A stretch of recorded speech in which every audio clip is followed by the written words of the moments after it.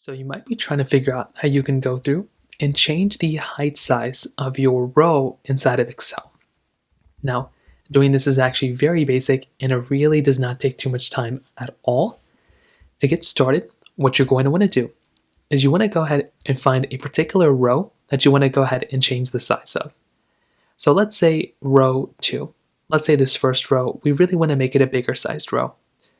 Well, what we can do is you want to go and find the row that you want to make bigger, and you want to look all the way to the left side right here. So it basically shows us all these numbers. What you want to do is you want to go ahead and you want to grab this middle part of this particular row. So you can see that as you kind of select the top and bottom of this row, you'll see it'll start kind of like highlighting white right there. If you want to make it bigger, you can just grab it, hold it down, and you can just kind of make it bigger or smaller depending on how you want to go. So what you can do is you can go through and make it bigger just like this, or you can make it smaller like this. So you can kind of go through and kind of change it whichever way you want to.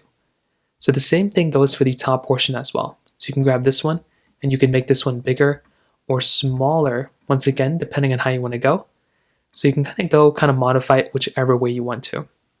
So I'd recommend kind of going through, finding the particular rows that you want to go ahead and kind of change, and grab them on the side here, and you can make them bigger or smaller. So that's basically how you do it. If you have any other thoughts or questions, please let me know in the comment section below. Hit the like button, that would mean so much, but definitely hit that subscribe button. More importantly than everything else, I love every single one of you guys. Hopefully I'll catch you guys in the next video. Peace out till then.